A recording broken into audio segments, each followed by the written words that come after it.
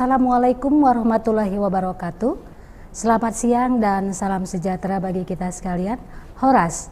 Halo Bapak Ibu guru hebat Provinsi Sumatera Utara, khususnya Cabang Dinas Pendidikan Wilayah 8 yang meliputi Kabupaten Toba dan Kabupaten Samosir.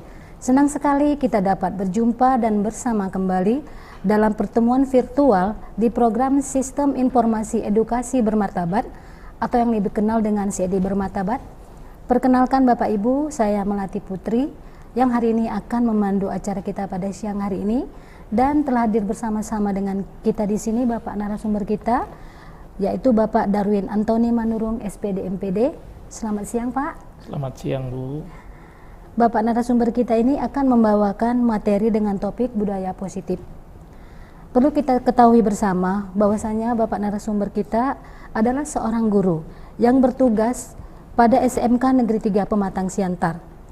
Dan Bapak narasumber kita ini juga mempunyai banyak sekali prestasi, di antaranya pernah menjadi guru berprestasi tingkat Provinsi Sumatera Utara, yaitu tahun 2017 dan 2018, dan juga pernah sebagai finalis kegiatan Olimpiade Guru Nasional tingkat nasional tahun 2019, dan sekarang sebagai pengajar praktik pada program pendidikan guru penggerak. Baik Bapak Ibu, mari kita mendengarkan materi yang akan disampaikan oleh Bapak narasumber kita. Untuk ini kepada Bapak kami persilakan. Terima kasih Bu Melati atas kesempatan yang diberikan. Ya Pak. Apa kabar Ibu? Sehat Pak, Alhamdulillah. Iya. Selamat sore, salam sejahtera bagi kita semua. Horas. Apa kabar Bapak Ibu guru hebat Provinsi Sumatera Utara, terkhusus Bapak Ibu guru yang berada di cabang dinas wilayah 8 ya Bu Mel? 8 Pak. Oke, hari ini kita akan berdiskusi tentang budaya positif. Jadi tadi sudah diperkenalkan oleh Bu Melati tentang identitas saya. Jadi saya juga seorang guru Bapak Ibu, sama seperti Bapak Ibu semua. Tentunya pada kesempatan kali ini kita bisa berdiskusi, saling berbagi ya tentang pengalaman kita sebagai guru tentang budaya positif yang kita terapkan terkhusus di sekolah kita masing-masing. Jadi topik budaya positif ini Bu Mel tentunya sangat penting untuk didiskusikan ya, mengingat salah satu visi misi dari Bapak Gubernur ya, yaitu untuk mewujudkan masyarakat Sumatera Utara yang bermartabat dan berbudaya. Iya. Jadi salah satunya kalau di dalam bidang pendidikan itu ya kontribusinya dari budaya positif di sekolah. Benar, Pak. Begitu. Jadi dan juga ya merujuk 7 perintah harian Bapak Kepala Dinas ya untuk menggelorakan ya mengimplementasikan profil pelajar Pancasila. Ya. Nah, jadi budaya positif yang dalam kali ini kita membahas tentang disiplin positif ya di sekolah ya, yang mana disiplin positif ini memberikan sumbangsi ya dalam mewujudkan profil pelajar Pancasila. Jadi Bapak Ibu guru hebat Provinsi Sumatera Utara, adapun yang menjadi kompetensi atau tujuan dari diskusi kita hari ini, yang pertama guru memahami pentingnya mengetahui kebutuhan belajar dan lingkungan yang memfasilitasi seluruh individu di sekolah agar dapat meningkatkan kompetensinya secara aman dan nyaman.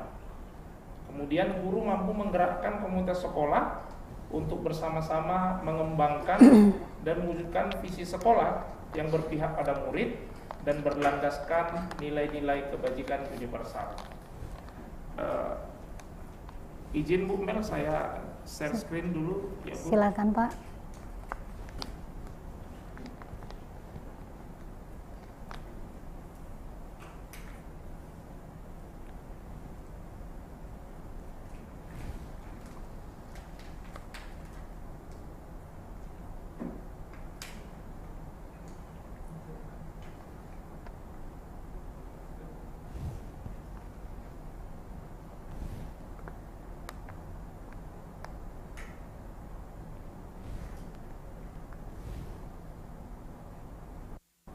Baik. Selanjutnya yang menjadi capaian umum untuk diskusi kita pada hari ini, Bapak Ibu guru hebat, yang pertama memahami konsep pendidikan menurut Ki Hajar Dewantara dihubungkan dengan konsep budaya dan lingkungan positif di sekolah yang berpihak pada murid. Kemudian yang kedua, melakukan evaluasi dan refleksi tentang praktik disiplin dalam pendidikan Indonesia secara umum untuk mendapatkan pemahaman baru mengenai konsep disiplin positif untuk menciptakan murid dengan profil belajar Pancasila.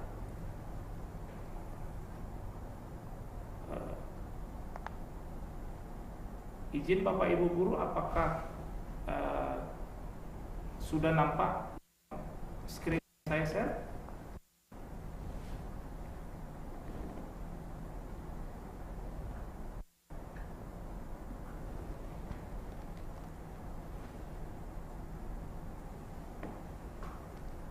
Coba saya ulang dulu ya Bapak Ibu ya. Coba ulang share screen.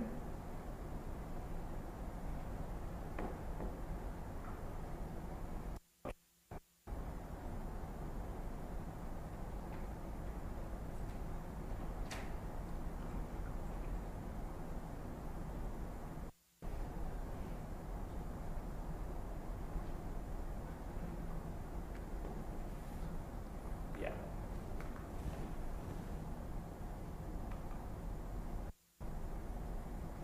Baik, adapun capaian khusus yang pertama mendemonstrasikan pemahaman guru mengenai konsep budaya positif yang di dalamnya terdapat konsep perubahan paradigma stimulus, respon, dan teori kontrol, ya, teori motivasi perilaku manusia, motivasi internal dan eksternal, keyakinan kelas, hukuman dan penghargaan, 5 kebutuhan dasar manusia, 5 posisi kontrol guru, dan segitiga restitusi. Kemudian yang kedua, menerapkan strategi disiplin positif yang memerdekakan murid untuk menciptakan ekosistem sekolah aman dan berpihak pada anak.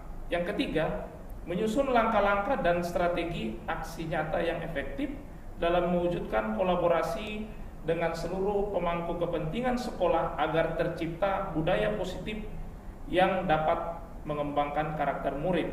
Dan yang terakhir, bersikap reflektif dan kritis terhadap budaya di sekolah dan senantiasa mengembangkannya sesuai kebutuhan sosial dan emosional murid.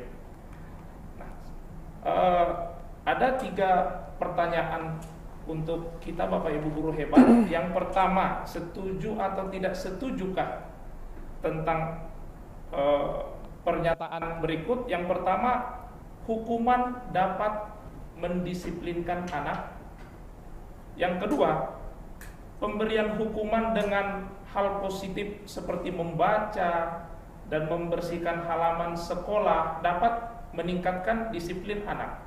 Yang ketiga, memberi penghargaan dapat meningkatkan motivasi belajar anak. Jadi ada di sini 3 pertanyaan, ya. Apakah kita setuju atau tidak setuju, ya? Mungkin Bapak Ibu, sebelum kita banyak berdiskusi tentang budaya positif, bisa disampaikan pendapat pribadinya, ya, tentang ketiga pernyataan tersebut di kolom komentar atau kolom chat. Nah, namun nanti setelah kita banyak berdiskusi tentang budaya positif, nah mungkin ya setelah kita banyak berdiskusi bisa saja pendapat kita pribadi sebagai guru ya bisa saja berubah tentang ketiga pernyataan yang saya sampaikan tadi. Selanjutnya yang pertama yang mau kita diskusikan Bapak Ibu guru hebat Provinsi Sumatera Utara, yaitu disiplin positif dan nilai-nilai kebajikan universal. Begini, ada yang pertama kegiatan kepalan tangan Bapak Ibu ya. Ini tentang perubahan paradigma ya. Nanti bisa Bapak Ibu praktekkan ya beserta teman Bapak Ibu ya. Mungkin di sekolah ya ataupun di rumah, dengan Bapak Ibu di rumah bisa dipraktekkan ya. Yang pertama ada A dan B ya. A itu misalkan saja Anda dan B itu teman Bapak Ibu ya. Yang pertama caranya ya, sobeklah secari kertas, kemudian kita tuliskan ya benda atau sesuatu yang sangat berharga untuk Bapak Ibu semua. Kemudian letakkan di salah satu tangan Bapak Ibu ya, dan genggam benda kertas tersebut tadi ya, yang sangat berharga itu tersebut dengan segala daya. Buatlah sebuah kepalan seperti ini ya Bapak Ibu. Nanti bisa dipraktekkan di sekolah ataupun di rumah. Kemudian teman Bapak Ibu ya akan mencoba dengan sekuat tenaga ataupun upaya dengan berbagai cara untuk meminta Bapak Ibu memberikan benda tersebut. Benda yang sangat berharga itu bagi Bapak Ibu yang ada di dalam kepalan tangan Bapak Ibu tadi ya. Jadi teman Bapak Ibu itu bisa menggunakan berbagai cara ya, tapi caranya berganti-gantian. Yang pertama boleh dengan cara membujuk, kemudian yang kedua boleh dengan cara mengancam, dengan cara menghardik, dengan cara merayu, menyuap, atau apa saja agar Bapak Ibu dapat membuka kepalan tangan Bapak Ibu. Nah, jadi namun mempraktekannya harus berbeda-beda setiap cara gitu ya. Nah, apa yang terjadi Bapak Ibu? Apakah dengan cara membujuk Bapak Ibu mau membuka kepalan tangan Bapak Ibu? Apakah harus diancam dulu? Apakah harus disuap dulu? Nah, jadi nanti bisa Bapak Ibu praktekkan ya. Mana yang berhasil, dengan cara apa yang berhasil supaya Bapak Ibu bisa membuka kepalan tangan Bapak Ibu. Nah, ini cerita tentang perubahan paradigma ya.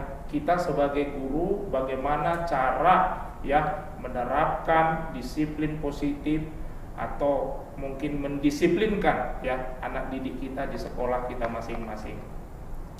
Nah, selanjutnya perubahan paradigma teori kontrol atau teori pilihan. Jadi ada beberapa ilusi ya kontrol yang selama ini ya mungkin bisa dirasakan atau dipahami oleh kita guru ya, bagaimana menghadapi para anak didik kita di sekolah kita masing-masing. Yang pertama, ilusi guru mengontrol murid ya. Mungkin pemahaman kita ada dari antara kita ya. Mungkin di saat-saat yang lalu ya, yang sudah berlalu pernah kita menganggap bahwa ya kita guru punya kontrol penuh terhadap murid kita.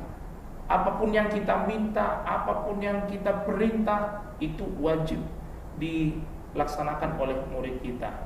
Kemudian ilusi yang kedua, ilusi bahwa kritik dan membuat orang merasa bersalah dapat menguatkan karakter.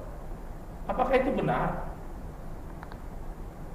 Nah, jadi Bapak Ibu, mungkin kita pernah punya pengalaman dalam menghadapi murid kita yang bersalah ya, dalam menyadarkan dia atau menghukum dia, kita bisa malah ya memojokkan dia dengan pernyataan-pernyataan kita, sehingga dia semakin merasa bersalah terhadap dirinya sendiri atas perbuatan yang dia lakukan.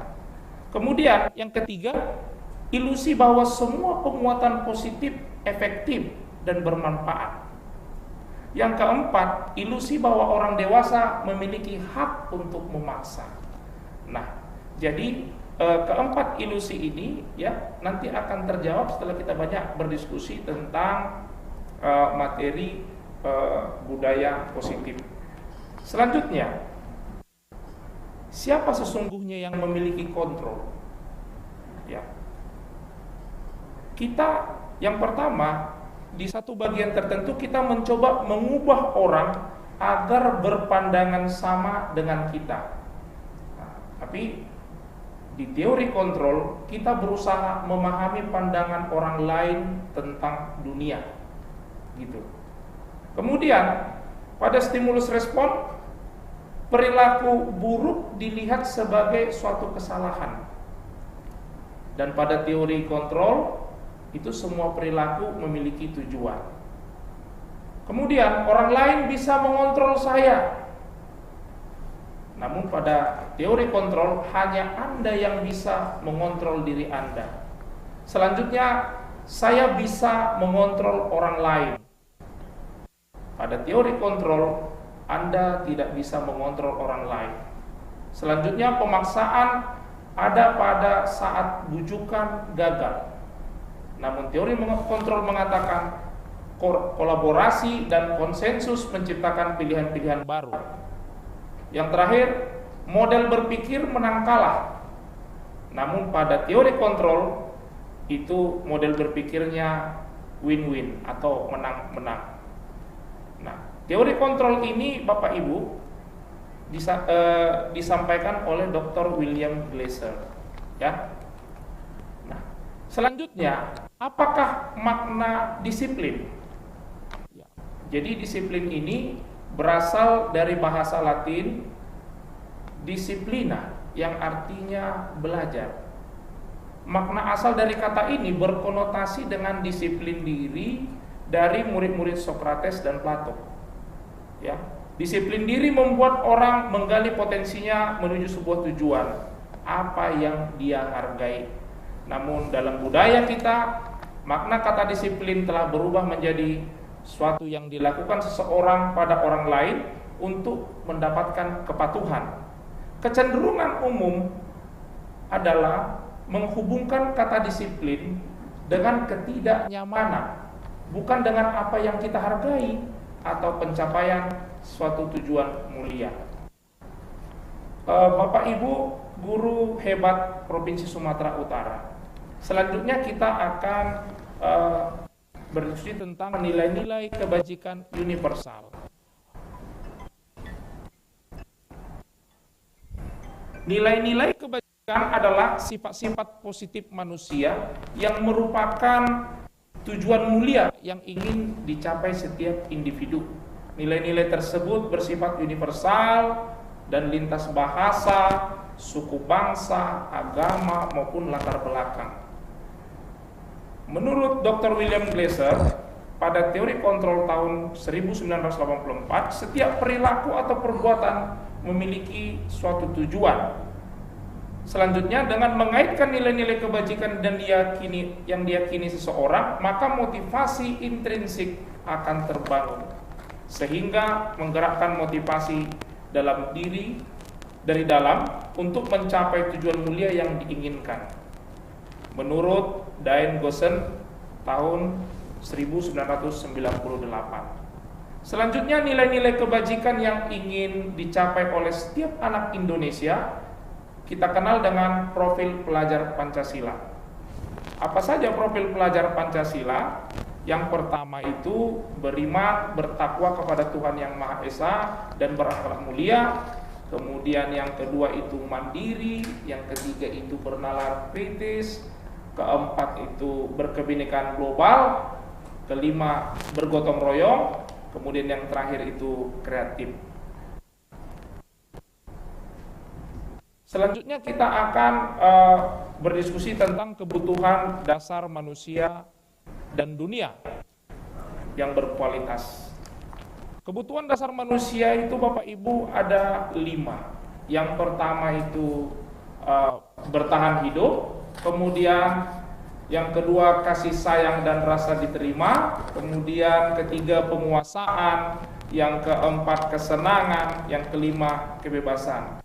Inilah kebutuhan dasar manusia, yang mana kalau salah satu minimal dari kelima kebutuhan dasar manusia ini tidak terpenuhi, ya, sehingga dapat menyebabkan penyimpangan perilaku atau perbuatan-perbuatan yang salah yang bisa saja muncul di dalam kehidupan mereka. Selanjutnya, bolehkah memaksa? Ini suatu pertanyaan, ya.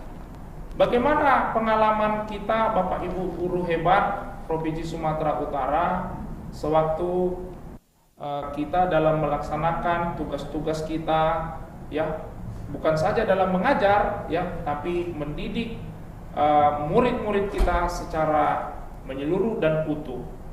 Apakah, coba kita ingat dulu Bapak Ibu, janganlah dulu sebagai guru, ya. Coba kita ingat dulu waktu kita sebagai siswa. Pernahkah guru kita memaksa kita untuk melakukan suatu hal yang harus atau wajib kita laksanakan, baik itu kita suka atau tidak kita suka? Atau pada waktu sekarang kita sebagai guru, apakah pernah kita memaksa murid-murid kita untuk melakukan suatu hal atau memaksakan murid-murid kita melaksanakan suatu kegiatan? Bagaimana hasilnya? Begitu. Mungkin Bapak Ibu kita berpikiran, ya dipaksa dululah, nanti kan terbiasa, begitu ya. Mungkin dengan sering-sering kita memaksa, nampak mereka melaksanakannya dan patuh, ya mungkin nanti kita meyakini itu akan menjadi suatu kebiasaan, begitu ya. Namun apakah paksaan kita itu tidak ada efeknya? Mungkin dalam waktu jangka pendek, ya bisa kita lihat perubahan. Namun apa efek sampingnya Bapak Ibu dalam jangka waktu yang panjang? Ya, kalau kita memaksa siswa kita, ya mungkin ya ada efek sampingnya. Ya. Misalnya kalau siswa kita itu kita paksa, bisa saja dia menimbulkan ketidaksukaan dengan orang yang memaksanya, begitu, menimbulkan rasa ketidaksukaan. Kemudian kalau misalnya anak didik kita ini sering-sering kita paksa, maka tidak akan menimbulkan motivasi internal dari dalam dirinya untuk melakukan sesuatu hal. Jadi harus dipaksa dulu, gitu, atau harus disuruh dulu, sehingga terbiasa mereka seperti itu selanjutnya dalam melaksanakan kegiatan belajar mereka ataupun dalam kehidupan mereka sehari-hari. Itulah efek yang bisa saja terjadi terhadap anak didik kita, Bapak Ibu guru hebat. Kemudian yang selanjutnya, motivasi perilaku menghindari rasa sakit dan hukuman. Nah, Bapak Ibu, tentunya kita sebagai guru ya punya pengalaman, ya. Sewaktu kita siswa dulu pastilah pernah dihukum, ya. Atau sekarang sebagai guru, ya, kadang-kadang kita datang tepat waktu melaksanakan tugas kita karena apa sih motivasinya? Mungkin karena takut dihukum, gitu ya. Nanti misalnya di rapat guru kita akan kena tegur oleh kepala sekolah karena kita misalnya ya tidak datang tepat waktu dalam melaksanakan tugas-tugas kita di kelas, ya. Ataupun misalnya takut nanti kena hukuman dipanggil ke ruangan kepala sekolah, ya, sehingga kena tegur, begitu. Nah, itu adalah contoh-contoh, ya, bahwa kita melakukan suatu hal itu yang motivasinya ya takut dihukum, begitu ya. Nah, jadi apakah hukuman itu baik, ya, kita berikan kepada murid-murid kita untuk mendisiplinkan murid kita di sekolah, begitu ya. Selanjutnya Bapak Ibu, motivasi perilaku karena menginginkan hadiah dan pujian. Nah, mungkin kita punya pengalaman ya dalam mengajar di kelas, kita dalam menyuruh murid kita melakukan sesuatu itu dengan iming-iming hadiah, atau penghargaan. Misalnya siapa yang duluan selesai mengerjakan soal yang Bapak Ibu berikan ini, ya, nanti akan mendapatkan permen, gitu ya. Atau siapa yang duluan selesai mengerjakan soalnya akan duluan pulang, gitu ya. Mungkin kita punya pengalaman seperti itu pada waktu kita mengajar di kelas Bapak Ibu. Namun, apakah dengan pemberian hadiah atau pemberian pujian itu memberikan efek yang positif dalam waktu jangka panjang, begitu? Lebih bahaya lagi kalau misalnya kita mengiming-imingi suatu hadiah, tapi hadiah itu tidak mampu atau tidak dapat kita berikan. Bisa saja nanti mengubah kepercayaan, ya, murid-murid kita kepada kita guru, begitu ya, Bapak Ibu ya. Nah, selanjutnya motivasi perilaku menghargai diri. Jadi Bapak Ibu, ada juga murid-murid kita ini dalam melakukan sesuatu itu, ya, karena dia menghargai dirinya sebagai murid, sebagai siswa, ya. Tentunya dengan motivasi perilaku menghargai diri ini, ya, dapat memberikan efek yang positif, ya, dalam jangka panjang, begitu. Selanjutnya, teori motivasi perilaku manusia. Yang pertama Bapak Ibu, untuk menghindari ketidaknyamanan atau hukuman. Pertanyaannya begini, apa yang akan terjadi apabila saya tidak melakukannya, gitu. Mungkin pertanyaan itu terbersit di dalam hati murid kita. Nah, jadi karena tadi adanya hukuman itu, ya, atau konsekuensinya, ya, inilah yang dinamakan motivasi eksternal, ya Bapak Ibu ya. Kemudian yang kedua, untuk mendapatkan imbalan dari orang lain atau institusi, ya. Jadi ada pertanyaan dalam hati murid-murid kita, apa yang akan saya dapatkan apabila saya melakukannya? Nah, ini juga merupakan motivasi eksternal. Yang ketiga, untuk menghargai diri sendiri. Jadi ada pertanyaan dalam hati kita, saya akan menjadi orang seperti apa bila saya melakukannya? Nah, inilah yang dinamakan motivasi internal. Inilah Bapak Ibu, ya, motivasi internal inilah yang merupakan tujuan disiplin positif. Kata merdeka menurut Ki Hajar Dewantara artinya tidak hanya terlepas dari perintah, akan tetapi juga cakap buat memerintah diri sendiri. Itulah arti merdeka menurut Ki Hajar Dewantara. Nah, dihukum oleh penghargaan. Sebenarnya Bapak Ibu, penghargaan dan hukuman itu sejalan, ya. Di mana, ya, hukuman dan penghargaan itu dalam arti meminta atau membujuk seseorang untuk melakukan sesuatu untuk memenuhi satu tujuan tertentu dari orang yang meminta atau membujuk. Dorongan eksternal akan ada faktor ketergantungan, Bapak Ibu guru hebat, ya. Beberapa dampak dari pemberian penghargaan menurut Alfie Kohn, ya, pada tahun 1993 dalam bukunya. Yang pertama, pengaruh jangka pendek dan jangka panjangnya ada, gitu ya. Kemudian penghargaan menghukum, ya. Penghargaan menghukum ini, ya, misalnya siswa kita akan kurang termotivasi dalam melakukan sesuatu hal karena kalau tidak ada penghargaan yang dijanjikan oleh gurunya.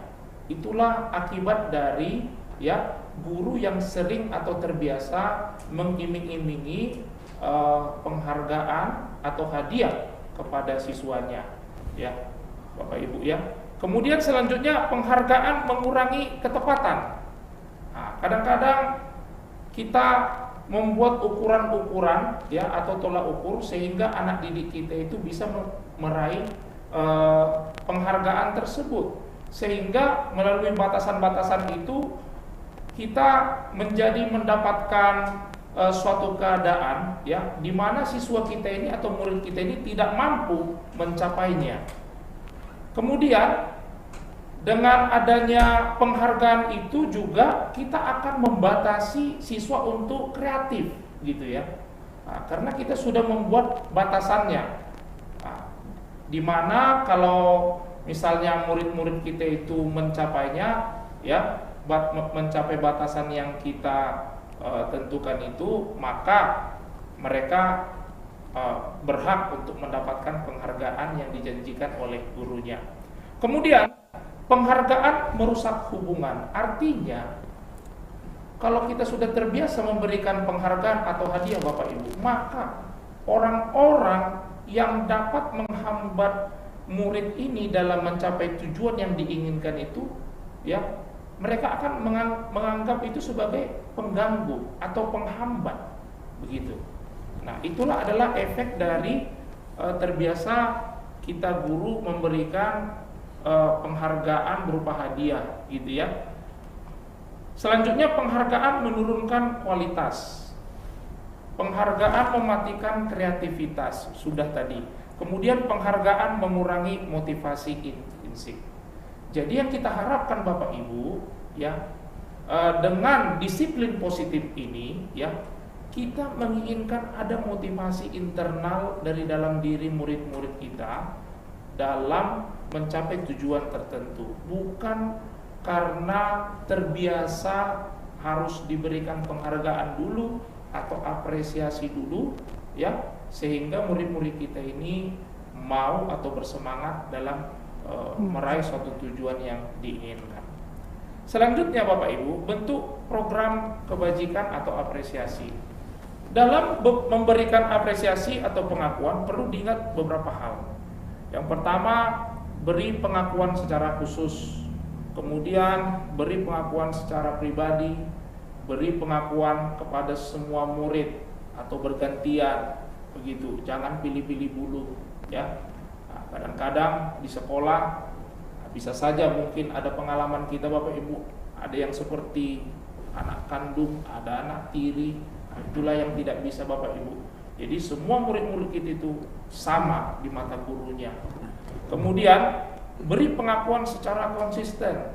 Jangan pula di awal-awal gitu ada apresiasi atau pujian, nah, kemudian besok-besoknya itu tidak nampak lagi. Jadi apresiasi dan pujian itu ya harus tetap secara kontinu kita berikan kepada anak didik kita. Kemudian fokus pada proses. Bapak Ibu, dalam mendisiplinkan anak didik kita itu ya, prosesnya itu yang penting. Jangan berfokus pada masalah atau kesalahannya, tapi fokuslah pada proses dan tujuan yang mau dicapai atau perubahan yang kita inginkan dari perbuatan salah yang dilakukan oleh anak didik kita. Contoh pengakuan atau apresiasi kebajikan ya. Kalau kalimat pembukanya misalnya, kemarin saya perhatikan rasa empatimu besar sekali, itulah nilai kebajikannya. Kemudian situasinya pada saat menolong murid baru di kelas kita. Ini contoh pengakuan atau apresiasi kebajikan yang dapat kita berikan kepada murid kita. Kemudian contoh lain, terima kasih untuk rasa tanggung jawabmu pada saat kamu memungut kertas-kertas yang berserakan di lantai. Jadi misalnya kalau kita temukan anak didik kita ini atau murid kita ini misalnya memungut sampah atau membersihkan tanpa disuruh atau tanpa diperintah ya, maka tentunya kita bisa memberikan apresiasi Bapak Ibu. Nah, coba kita lihat Bapak Ibu, ini ada tindakan guru ya, bisa nanti disampaikan pendapat masing-masing melalui kolom komentar atau chat ya. Apakah tindakan guru ini merupakan hukuman atau konsekuensi ya? Yang pertama, mencatat 100 kali di dalam buku kalimat saya tidak akan terlambat lagi, karena terlambat ke sekolah. Apakah ini hukuman atau konsekuensi?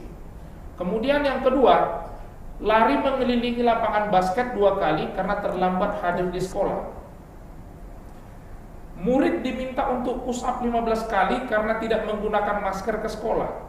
Apakah ini hukuman atau konsekuensi? Kemudian menggantikan kertas tugas teman yang telah dicoret-coret. Selanjutnya membersihkan tumpahan air di meja tulis karena tersenggol pada saat belajar. Murid disuruh untuk mengenakan sepatu seharian di sekolah karena tidak mengenakan sepatu hitam. Kemudian lari mengelilingi lapangan basket 2 kali karena terlambat 10 menit untuk pelajaran PJOK. Nah, coba Bapak Ibu guru hebat, apakah dari tindakan-tindakan guru tadi merupakan hukuman atau konsekuensi? Coba kita lihat ya Bapak Ibu.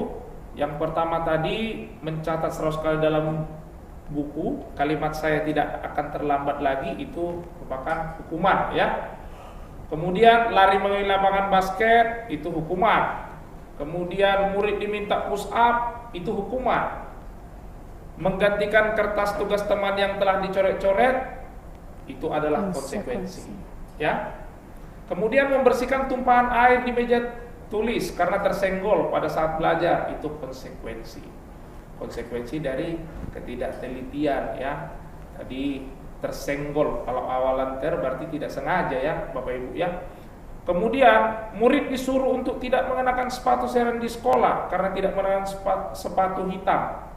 Ya, itu hukuman.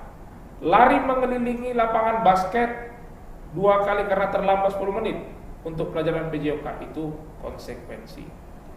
Oke, selanjutnya Bapak Ibu, apa perbedaan hukuman dan konsekuensi? Kalau hukuman itu sesuatu yang menyakitkan harus terjadi, gitu. Sementara konsekuensi sesuatu yang harus terjadi.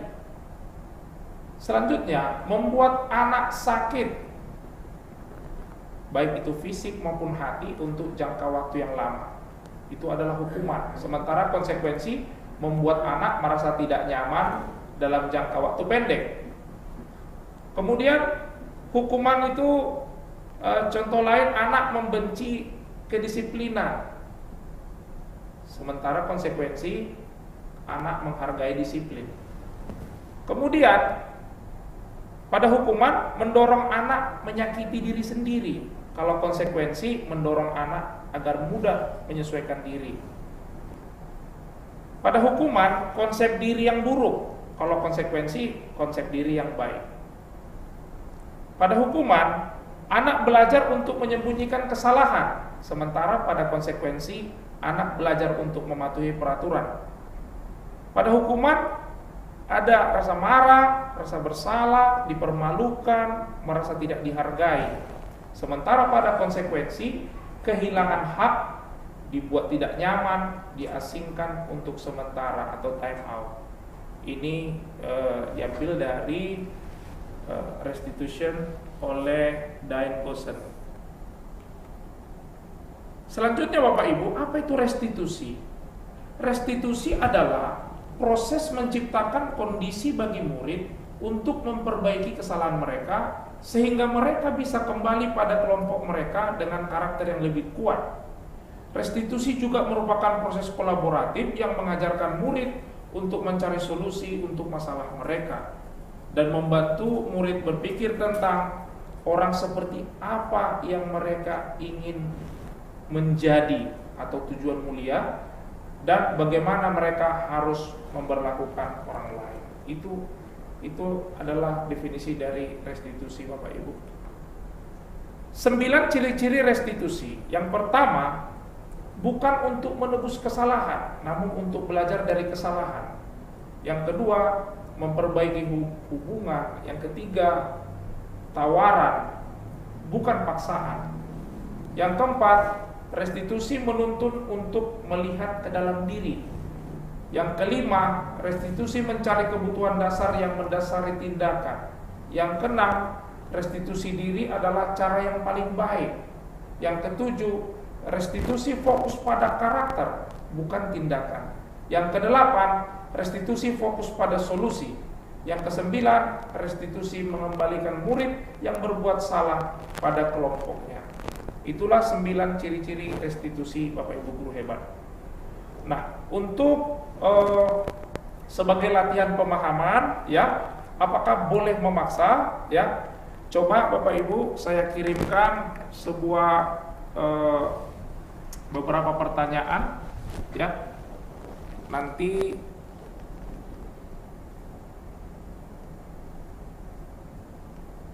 bisa dijawab masing-masing oleh Bapak Ibu, ya.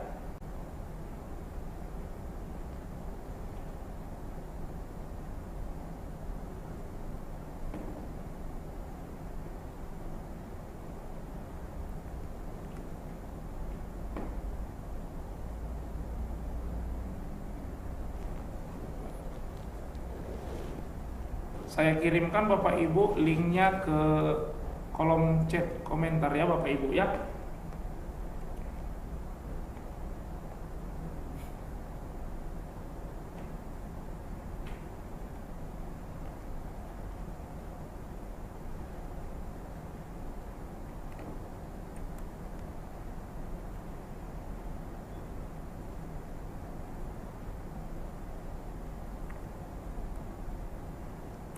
Oke. Silakan Bapak Ibu kerjakan formnya, ya, untuk menambah pemahaman kita tentang apakah boleh memaksa, ya Bapak Ibu.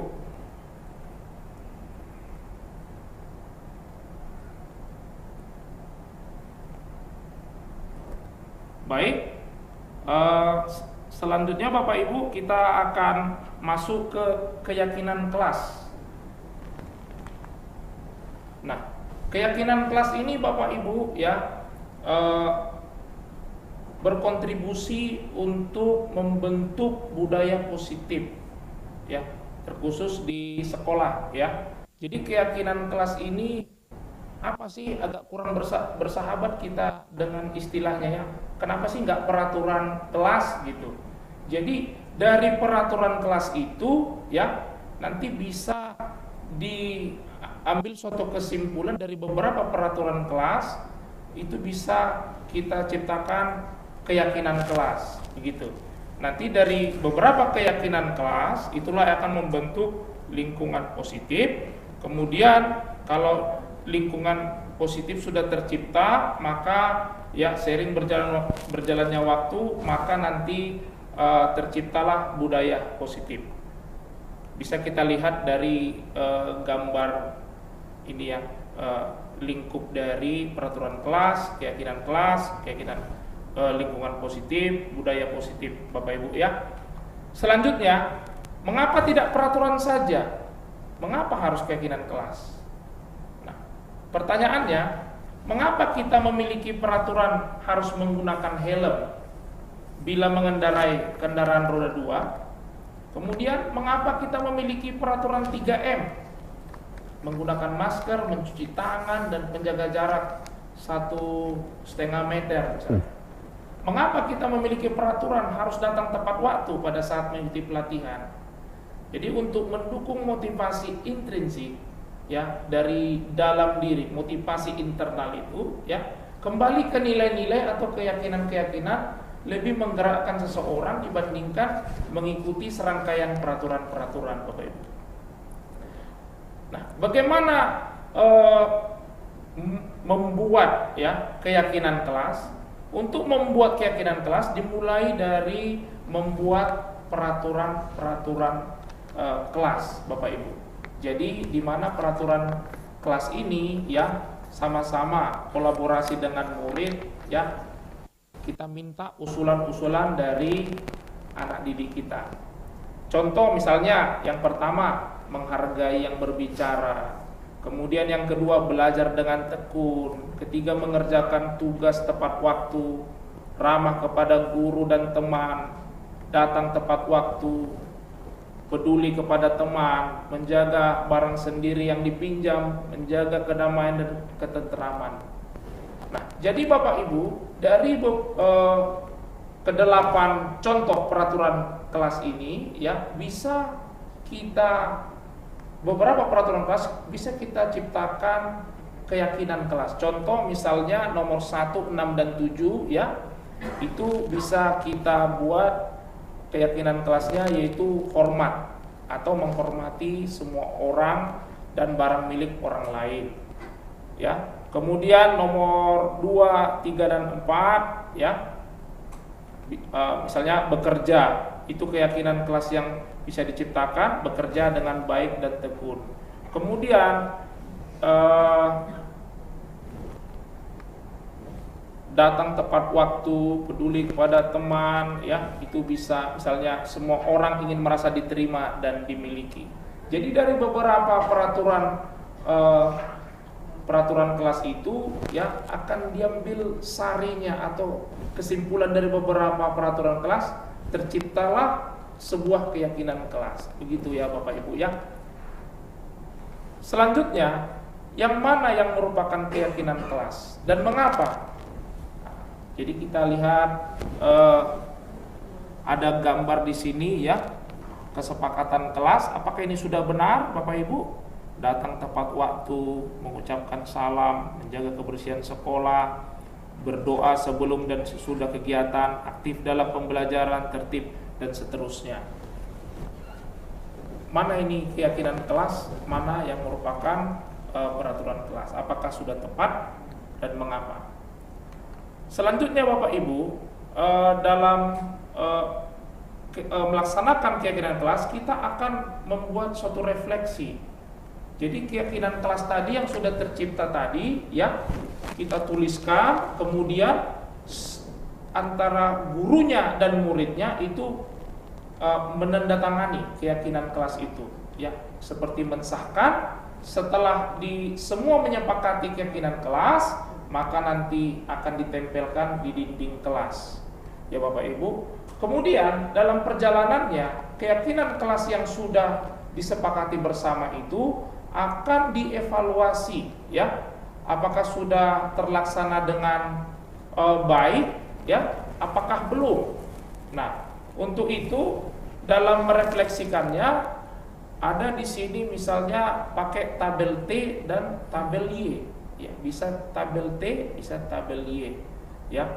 Nah, kemudian untuk tabel Y misalnya ada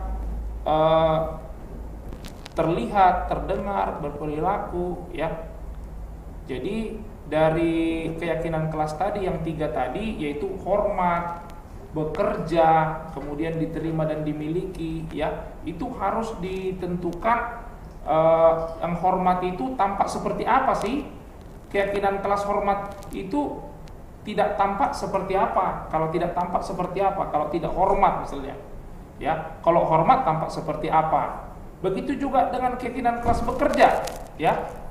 Kalau dia misalnya sudah bekerja, tampaknya seperti apa? Nah, jadi ini indikator-indikatornya Bapak Ibu ya, untuk merefleksikan apakah keyakinan kelas yang sudah kita sepakati bersama tadi sudah terlaksana dengan baik.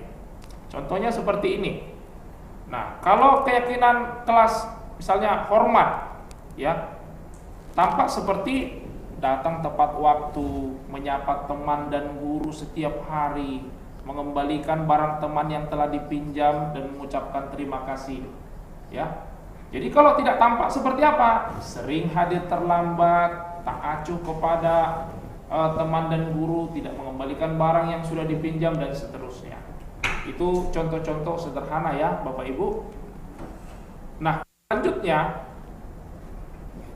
ini ada peraturan dan keyakinan kelas Bapak Ibu. Kalau peraturan selalu kembalikan buku ke tempatnya, tapi keyakinan kelas dari peraturan tadi itu tanggung jawab.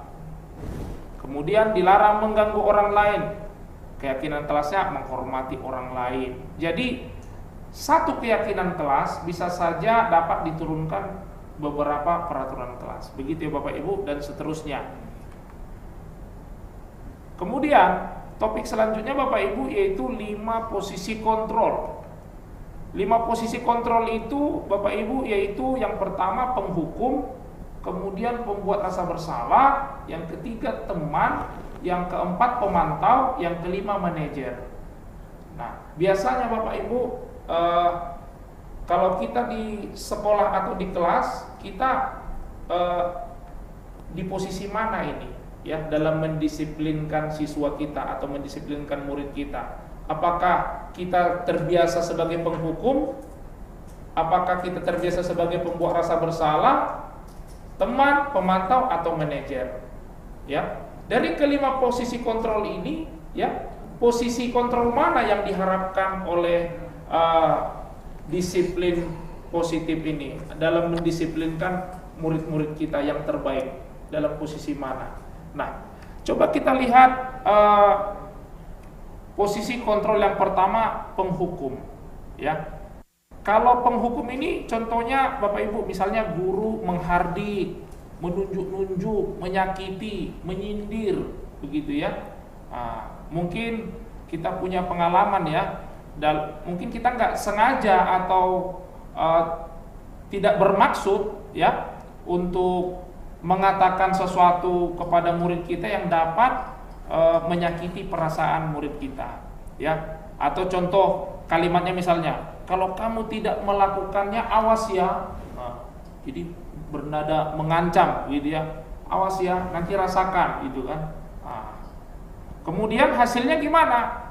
Ya pastilah murid kita itu memberontak, kemudian bisa saja menyalahkan orang lain, kemudian bisa saja berbohong. Ya, kaitannya dengan dunia berkualitas, murid meletakkan guru di luar dunia berkualitas. Kemudian murid berkata, biarkan saja, nanti juga marah-marah lagi.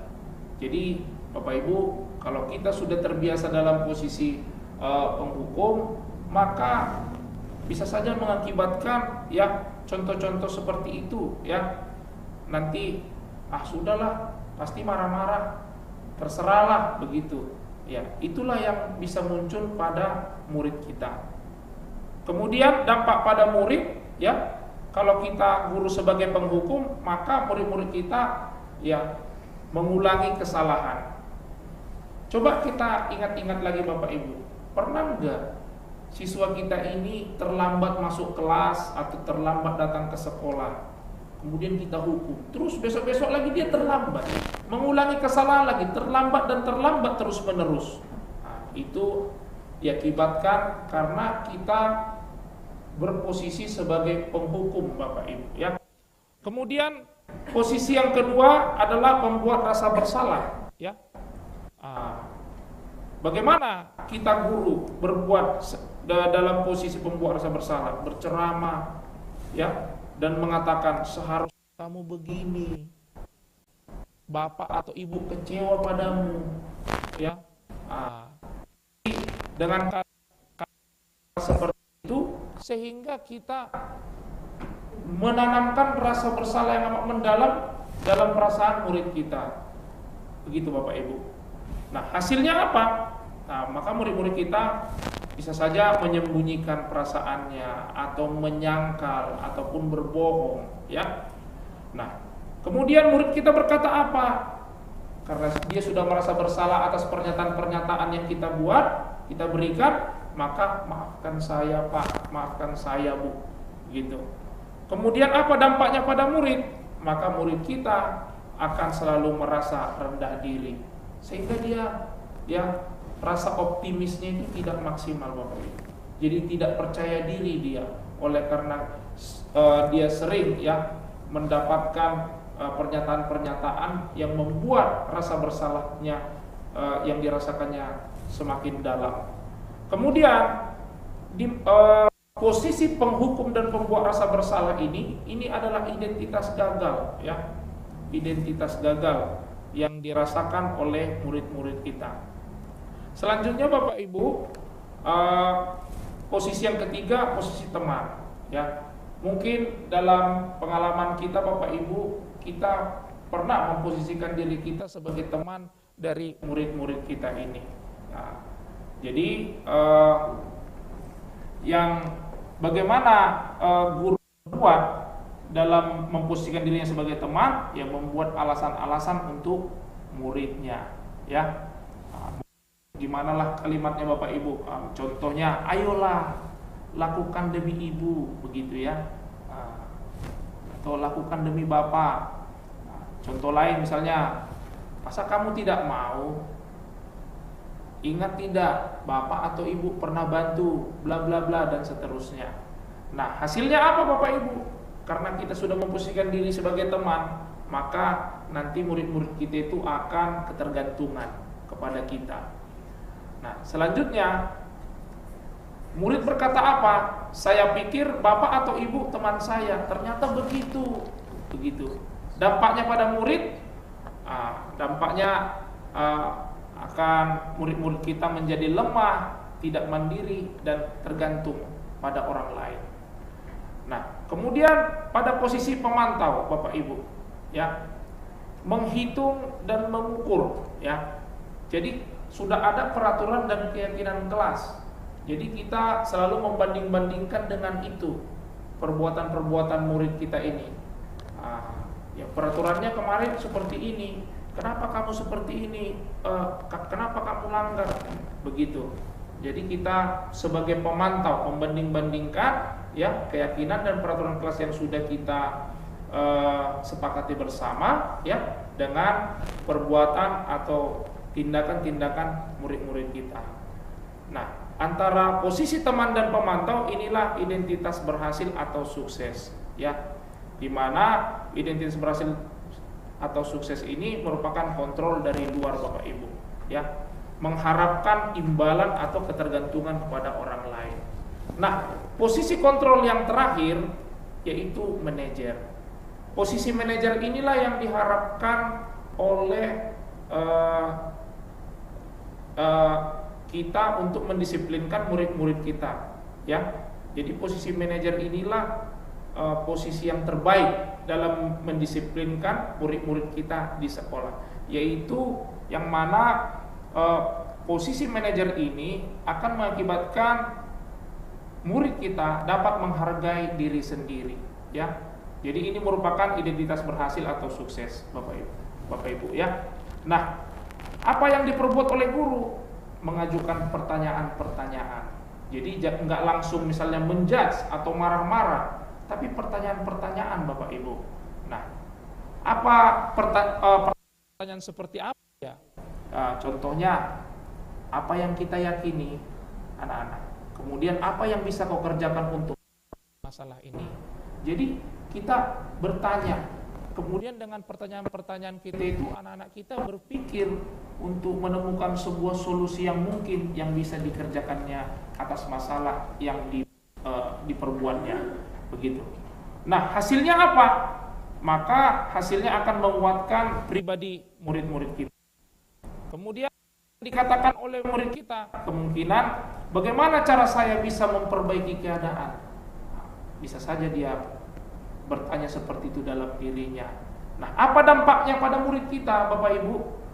Yang pertama, murid kita akan mampu mengevaluasi diri, ya. Kemudian mampu untuk memikirkan bagaimana cara memperbaiki diri. Nah, di sini Bapak Ibu, ya, ada pernyataan, ya. Apakah ini dinyatakan oleh si penghukum tadi, pembuat rasa bersalah, teman, pemantau, atau manajer? Yang pertama, saya kecewa sekali dengan kamu. Biasanya kalimat seperti ini diucapkan oleh siapa? Kemudian kamu tidak pernah benar melakukannya. Ayolah, lakukan demi ibu atau bapak. Kemudian apakah kamu mau mendapatkan stiker bintang hari ini? Bagaimana kamu bisa menyelesaikan masalah ini? Kamu selalu yang paling terakhir. Nah, itu pernyataan-pernyataan itu siapa yang mengatakannya Bapak Ibu?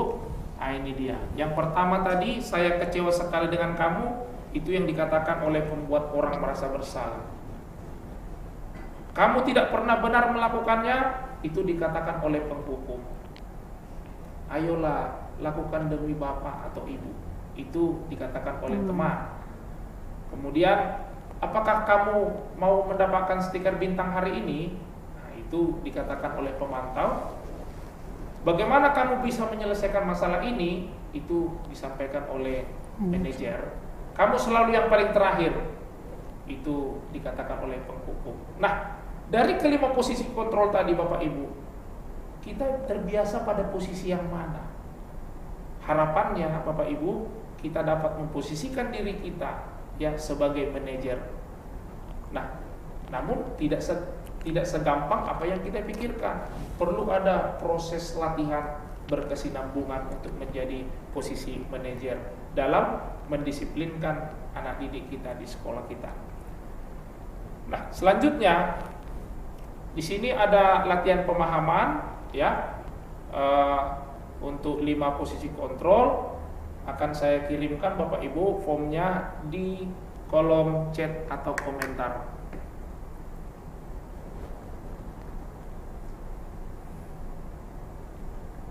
Kira-kira waktu saya berapa menit lagi nih Bu Mel untuk materi?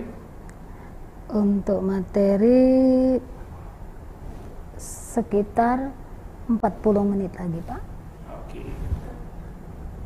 Berarti masih ada waktu saya ya Bu ya? Masih Pak. Tapi nanti kita ada tanya jawab ya Pak ya. Oke. Iya, iya.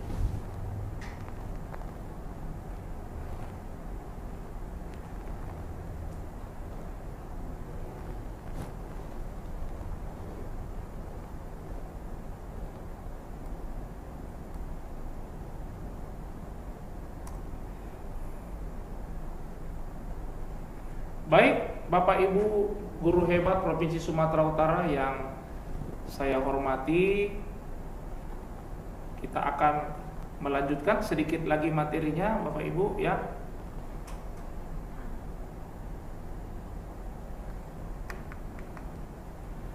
Selanjutnya segitiga restitusi. Dalam mendisiplinkan anak Bapak Ibu ya, teknik yang paling baik itu yaitu dengan segitiga restitusi ya, dimana yang pertama yaitu menstabilkan identitas, kemudian yang kedua validasi kebutuhan, kemudian yang ketiga itu menanyakan keyakinan. Nah, yang pertama menstabilkan identitas ini untuk membuat anak yang gagal ya karena berbuat salah menjadi positif terhadap dirinya Bapak Ibu. Nah, biasanya kita guru ini ngomongnya apa ya dalam menstabilkan identitas. Nah, contoh kalau misalnya murid kita bersalah ya, jadi kita jangan langsung marah-marah atau bahkan menghukumnya. Namun ya kita sampaikan bahwa berbuat salah itu adalah hal yang manusiawi. Tidak ada manusia yang sempurna. Bapak atau ibu saja juga pernah berbuat salah. Kita pasti bisa menyelesaikan permasalahan ini. Atau bapak, ibu tidak tertarik untuk mencari tahu siapa yang benar, siapa yang salah.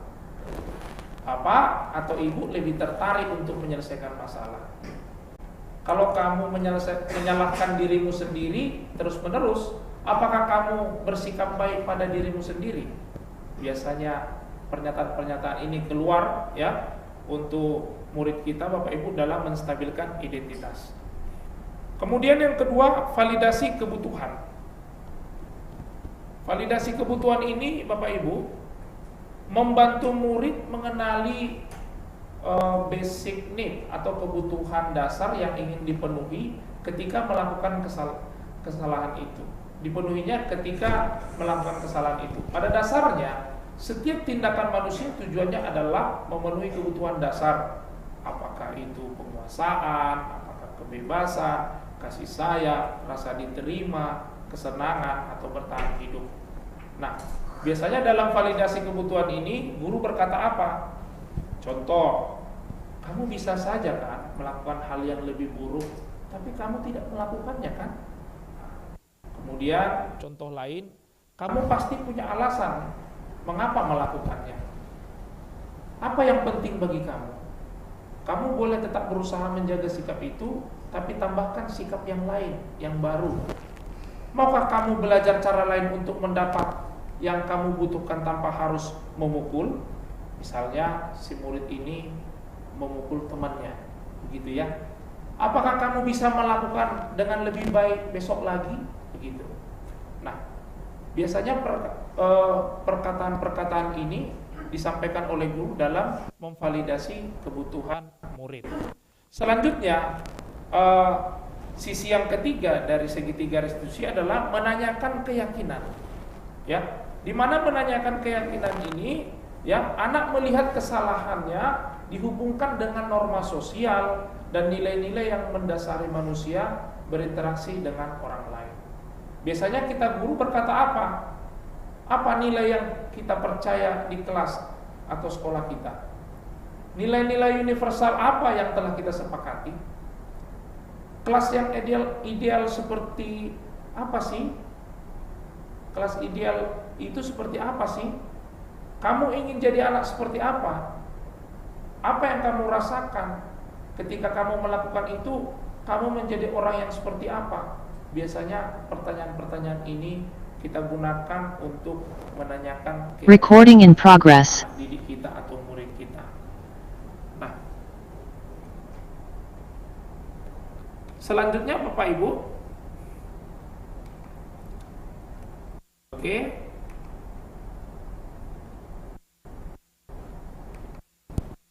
di sini akan saya kirimkan form untuk pemahaman restitusi Bapak Ibu. Izin saya kirimkan ke kolom chat ya, nanti Bapak Ibu guru hebat bisa mengerjakan ya, tambah pemahaman tentang restitusi.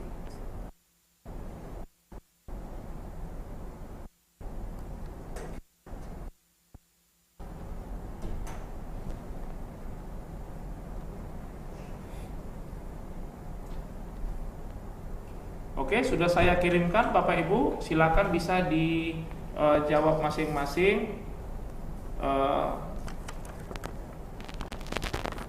Sebelum kita ke ada sedikit lagi ini Bu,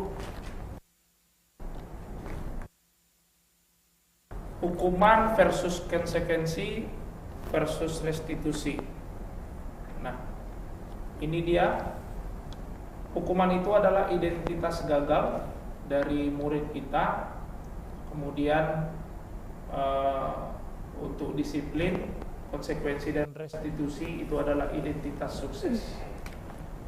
Namun dari ketiga identitas ini ya, yang terbaik adalah restitusi. Ya.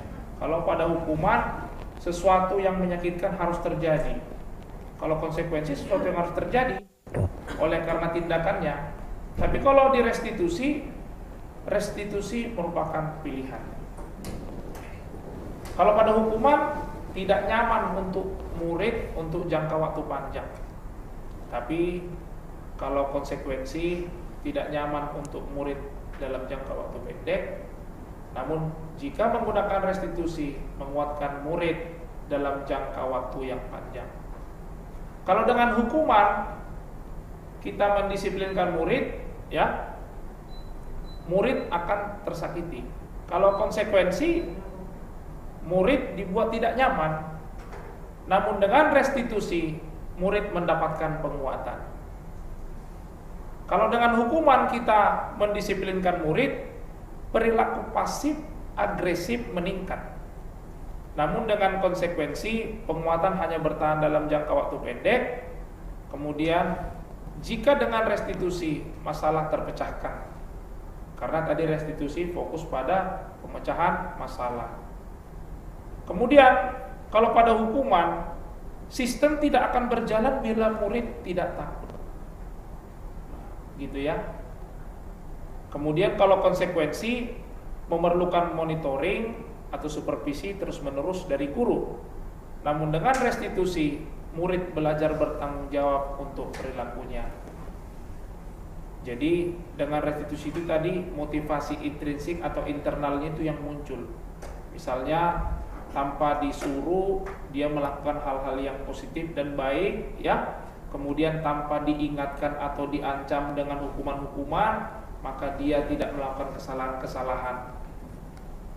Kemudian dengan hukuman berlaku hanya pada sebuah institusi, tidak berlanjut pada kehidupan nyata.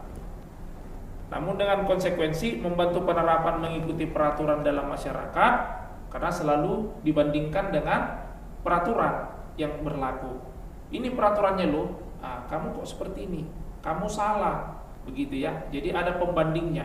Namun dengan restitusi, fokus pada pemecahan masalah dalam jangka waktu yang panjang. Dengan hukuman, misalnya peraturannya adalah bla bla bla, kamu harus bla bla begini, begitu ya. Itu kalau dengan menggunakan hukuman. Namun dengan konsekuensi, apa peraturannya? Mampukah kamu melakukannya? Kalau mampu, terima kasih, begitu ya. Kalau dengan restitusi, apa yang kamu yakini? Jadi keyakinan murid kita itu yang kita tanyakan. Apa yang bisa kamu lakukan untuk memperbaiki masalah ini? Fokusnya pada pemecahan masalah. Dengan hukuman, murid membenci peraturan. Dengan konsekuensi, murid menghormati peraturan. Namun dengan restitusi, murid menghormati dirinya dan orang lain. Jadi dengan hukuman kita mendisiplinkan murid, itu merupakan hal yang negatif. Namun dengan konsekuensi itu masih netral, tapi dengan restitusi itu akan menimbulkan suatu disiplin yang positif bagi anak didik kita. Untuk latihan pemahaman hukuman versus konsekuensi dan versus restitusi akan saya kirimkan melalui kolom chat atau kolom komentar ya Bapak Ibu. Oke, sebagai bahan refleksi ya, nanti bisa dikirimkan ke kolom chat atau komentar. Yang pertama, hal baru apa yang mengubah paradigma saya ya, yang saya dapatkan. Yang kedua, perasaan apa yang muncul selama mengikuti sesi ini, khususnya mengenai makna disiplin dan motivasi intrinsik. Kemudian yang ketiga, peran emong seperti apa yang saya telah lakukan selama mengikuti diskusi ini. Kemudian yang terakhir, saya akan menjadi emong seperti apakah setelah mengikuti diskusi ini. Jadi keempat pertanyaan ini bisa menjadi bahan refleksi bagi saya, bagi Bapak Ibu sebagai guru di sekolah kita masing-masing, Bapak Ibu.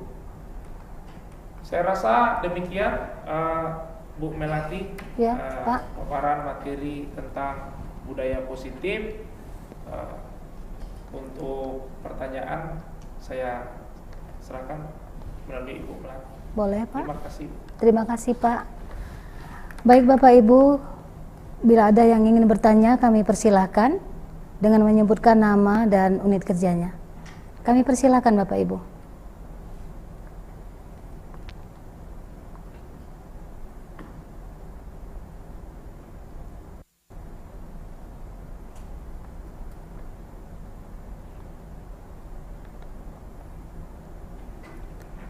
Sudah ada raise hand sepertinya. Siapa ya? Boleh? Rusmawati. Silakan Ibu, sebutkan namanya Bu.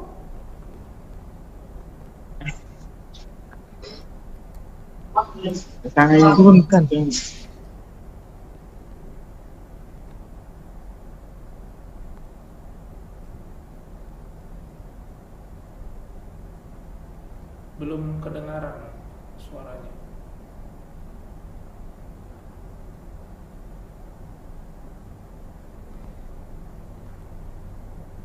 Atau kalau nggak pertanyaan, saran boleh ya Pak ya, pendapat gitu boleh ya Pak ya, saran pendapat juga boleh Bapak Ibu. Kalau yang tidak ingin bertanya boleh menyampaikan saran atau pendapatnya.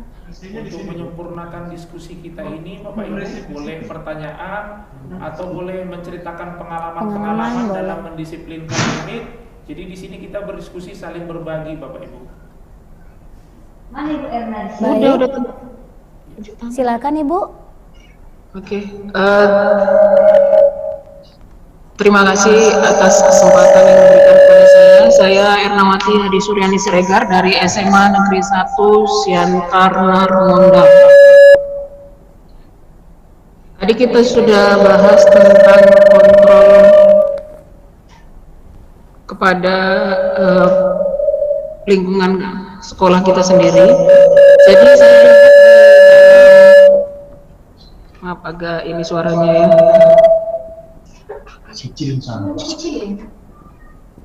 Sebentar ya Bu, Tolong dulu Ibu sebentar Sregar suaranya. wajahnya dinampakkan Bu di kamera. Ini udah dinampakkan ya. Langsung aja Bu. Oke. Mengenai kita menjadi sebagai teman, kemudian juga bisa pemantau dengan kontrol lainnya. Sebenarnya kalau kita lihat di situ sangatlah bagus. Tetapi di dalam keseharian kita sebagai pengajar, kita sudah berusaha juga menjadi teman bagi mereka, tetapi kadang-kadang ya siswa ini juga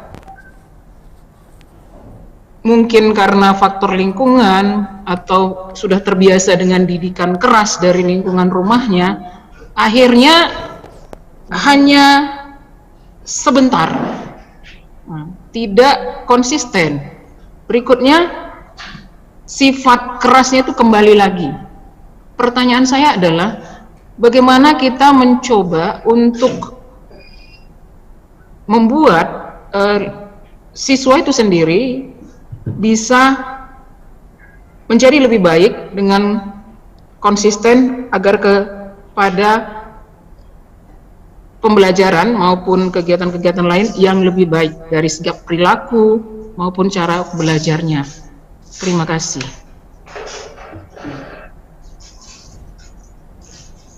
Langsung dijawab apa pertanyaan berikutnya Pak? Oke, mungkin kalau ada pertanyaan Boleh? Selanjutnya ya Pak ya. Selanjutnya Bapak Ibu, ada yang ingin bertanya? Yang boleh sebagai baik, langsung saja saya jawab. Boleh. Mungkin Bu Mel menunggu rekan-rekan Bapak Ibu guru Yang lainnya ya Pak ya. pertanyaan ya Bu Mel. Iya Pak, silakan Pak. Nah, terima kasih Bu Sregar tadi dari SMA Negeri 1 Satu. Narumonda. Siantar ya Pak ya. Iya, Siantar Narumonda. Narumonda, iya. Iya.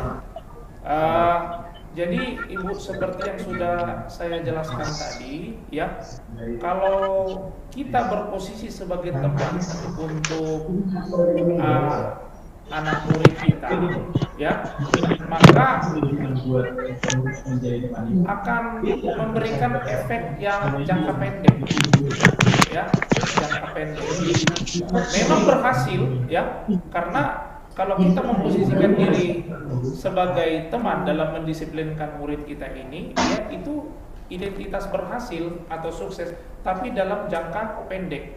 Supaya dia dalam jangka waktu panjang, maka kita harus memposisikan diri kita sebagai guru, yaitu sebagai manajer, gitu, ya, sebagai manajer dalam mendisiplinkan anak didik kita tadi, ya.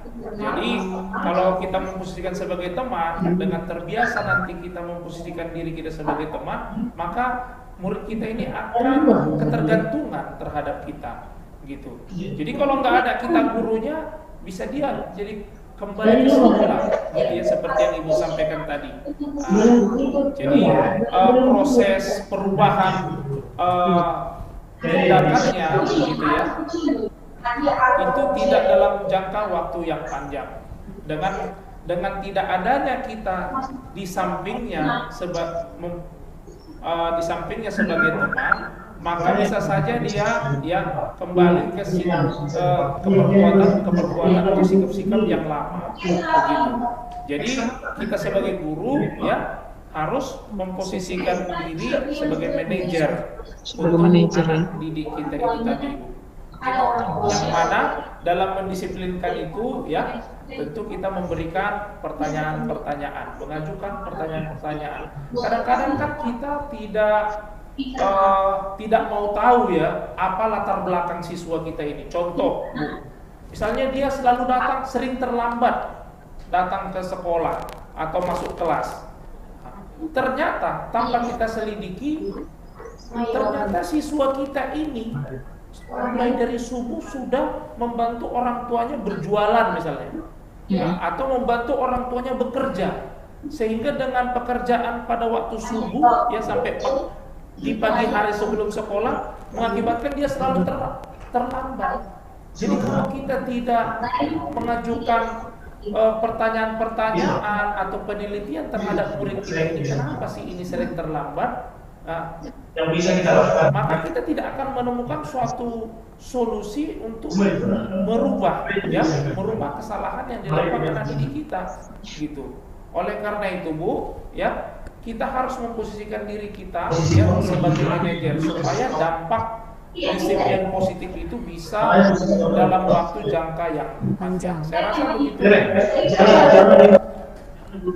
Bisa. Terima kasih, Pak. Baik. Bapak Ibu, masih ada yang ingin bertanya? Oh, ada yang raise hand itu, Bu. Raise hand? Siapa? Boleh disebutkan namanya?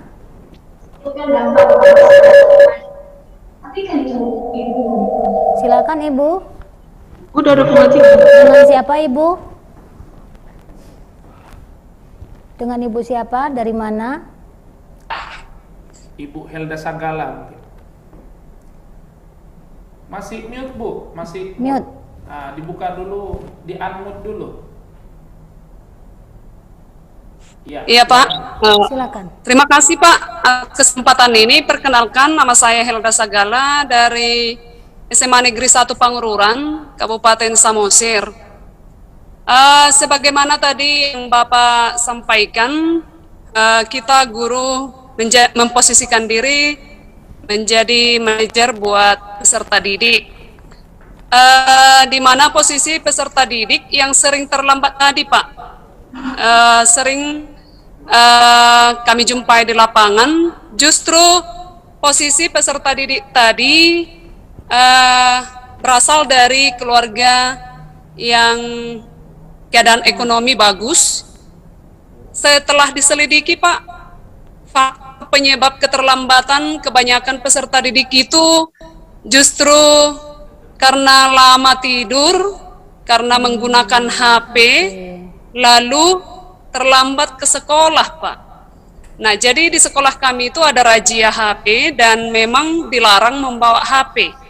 Nah, jadi menurut Bapak, bagaimanakah upaya untuk memberikan konsekuensi kepada peserta didik agar menjadikan efek jera kepada peserta didik yang sering terlambat karena faktor penggunaan HP yang begitu lama sehingga menyebabkan peserta didik sering terlambat ke sekolah itu, Pak?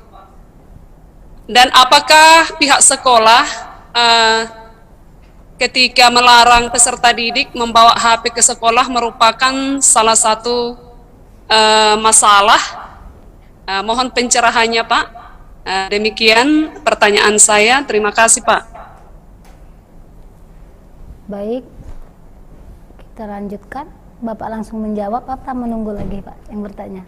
Iya, karena belum ada yang raise hand selain Ibu Sagala ya, langsung saya jawab langsung saja, Bu. Ya, Pak, baik. Oke, terima kasih Bu Sagala atas pertanyaannya. Tadi disampaikan bahwa justru yang terlambat itu yang katakanlah yang berada gitu ya, Bu, yang mampu ya, yang Pak, mampu gitu. Nah, dalam mendisiplinkan anak didik kita, Bu, itu butuh kolaborasi gitu ya. Nah, memang kita memberikan strategi pendisiplinan sebagai manajer, namun kita guru juga harus berkolaborasi dengan orang tua murid itu sendiri, begitu. Jadi boleh kita panggil misalnya orang tuanya ke sekolah atau gurunya yang berkunjung ke rumah si murid ya, menjumpai orang tuanya, berkomunikasi atas misalnya ditemukannya si anak terlambat beberapa kali gitu ya. Tadi sudah diteliti ya, karena sering main handphone atau bahkan begadang gitu ya. Nah, oleh karena itu kita guru harus berkolaborasi dengan orang tua supaya orang tua pun di rumah ya mengkontrol anaknya ya, dalam misalnya menentukan jam istirahat atau jam tidur si anak gitu. Jangan terlalu larut untuk tidur, ataupun misalnya penggunaan handphone di rumah gitu ya. Mungkin kita bekerja sama dengan orang tua supaya orang tua bisa mendisiplinkan si anak dalam penggunaan handphone di rumah, sehingga dia tidak terlambat untuk istirahat tidur misalnya, sehingga supaya jangan kesiangan. Atau bisa saja kita kerjasama dengan orang tua, meminta orang tua untuk misalnya untuk cepat membangunkan si anak gitu ya. Kan biasa orang tua kalau di rumah kan kalau udah tahu tidur mau jam 7 Bu Mel, mungkin tahu jam 6 ya. Iya, Pak. Ini udah siang nih kan Iya. kita banguni anak kita Bu ya. Iya, Pak. Jadi bisa seperti itu, komunikasi yang baik dengan orang tua Bu ya, supaya si orang tua yang mendisiplinkan anaknya kalau di rumah. Tentu kalau di rumahnya kan kita guru tidak punya kuasa untuk mendisiplinkan si anak, kan begitu kan? Itu yang pertama Ibu. Kemudian masalah sekolah melarang murid untuk membawa handphone ke sekolah, itu sebenarnya adalah konsekuensi dari kesepakatan yang dibuat oleh sekolah, orang tua dan murid ya. Dalam membuat peraturan sekolah itu, Bapak Ibu, tentunya kan dengan suatu kesepakatan atau minimal disosialisasikan kepada orang tua bahkan murid itu sendiri gitu. Jadi nggak serta-merta ada peraturan sekolah itu sudah pakem dia, tidak bisa diubah. Nah, itu yang kurang baik. Kalau boleh, peraturan sekolah itu harus didiskusikan bersama oleh seluruh warga sekolah, supaya dengan butir-butir peraturan yang disepakati bersama tadi tidak ada lagi komplain di belakang. Kenapa seperti ini? Misalnya orang tua keberatan atau si murid keberatan karena peraturan yang sudah disepakati bersama tadi semua warga sekolah sudah tahu. Jadi kalau misalnya mereka melanggar, ya mereka sadar bahwa itu sudah melanggar peraturan yang sudah disepakati bersama. Nah, masalah sekolah melarang siswa membawa handphone, ya. Kalau sekarang Bapak Ibu ya lagi gencar-gencarnya dalam penggunaan IT dalam pembelajaran, begitu ya Bu Mel ya? Iya, Pak. Jadi sebenarnya menurut saya pribadi ya, saya rasa kurang bijak sekolah membuat peraturan membawa handphone ke sekolah ya, namun sekolah tidak menyiapkan sarana prasarananya dalam pembelajaran itu. Contoh kelengkapan komputer misalnya, atau kelengkapan jaringan internet Wifi misalnya di sekolah, iya, Pak. ya. Tapi kalau misalnya sekolah sudah melengkapi semua sarana prasarananya, tidak masalah untuk ya, Pak. pembelajaran menggunakan teknologi informasi, Iya. ya boleh saja, sah-sah saja misalnya melarang anak-anak untuk membawa handphone ke sekolah. Sebenarnya kan kita guru ataupun kita orang tua ya, yang perlu ditingkatkan itu adalah pengawasan, begitu ya Bu Mel ya? Iya, Pak, benar. Pengawasan. Selalu kita menghimbau anak-anak didik kita ini bijak dalam menggunakan handphone misalnya. Misalnya ada waktunya menggunakan handphone ini gitu. Jangan dalam belajar sibuk buka TikTok, YouTube atau sebagainya Bu, sehingga nggak konsen dalam belajar, begitu ya Bu ya. Tapi kita menghimbau, terus mengawasi gitu ya. Pengawasan yang ditingkatkan Bapak Ibu ya. Jadi penggunaan handphone ini, Android ini kan sebenarnya kan ibarat mata uang logam ya, ada efek baik dan efek buruk. Ya, tergantung Plus minusnya ya, plus Pak. minusnya ya tergantung pengawasan kita dan kesadaran motivasi internal dari si sendiri. anak tadi ya. Kalau misalnya sudah memang motivasi internalnya sudah kuat ya, bahwa Android itu digunakan untuk membantu dalam belajar, proses pembelajaran, ya why not ya. Kenapa kita harus larang anak-anak membawa handphone ke sekolah? Saya rasa hal tersebut masih bisa untuk didiskusikan kembali ya oleh seluruh warga sekolah, terkhusus untuk juga pemangku kepentingan ya, untuk kembali mendiskusikan tentang peraturan-peraturan sekolah yang sudah ada gitu ya. Jadi peraturan sekolah itu Bu Mel Ya. masih bisa berubah Bu Mel. Oh, nggak Begitu. paku mati ya, Pak ya? Nggak paku mati, sesuai dengan kebutuhan murid, ya, Pak. dan harus berpihak pada murid, Ya, begitu. Pak. Benar. Ya, yang mana ya tujuannya tadi untuk mensukseskan visi misi sekolah tadi yang sudah kita buat, begitu. Benar. Saya rasa begitu Bu Sagala. Terima kasih Bu. Terima kasih Bu. Masih ada waktu ya. Bapak Ibu yang ingin bertanya, kita persilakan berapa orang lagi Pak? Silakan. Oh, ada ini beberapa. Mungkin 2 orang lagi bisa ya Pak ya? Oh iya. Karena waktu yang SMA Negeri PPM dan SMA Negeri 2 Balige. Ada 3 lagi sepertinya, SMK Negeri 1 Nenggolan. Baik, Bapak Ibu silakan.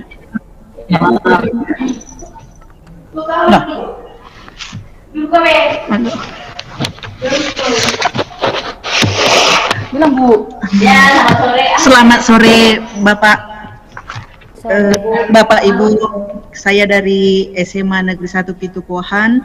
Nama saya Betlina, guru BP dari SMA Negeri 1 Pitukohan, Pak. Saya ingin bertanya contoh kasus dari sekolah saya SMA Pitukohan. Yang ingin saya tanyakan itu, bagaimana baiknya jika ada seorang siswa orang tuanya tidak bisa bekerja, jadi anak tersebut menjadi tulang punggung keluarga.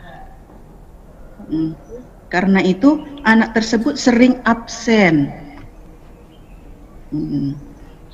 Yang saya tanyakan pertanyaan yang lebih pasifik ya kan Pak, yang bagaimana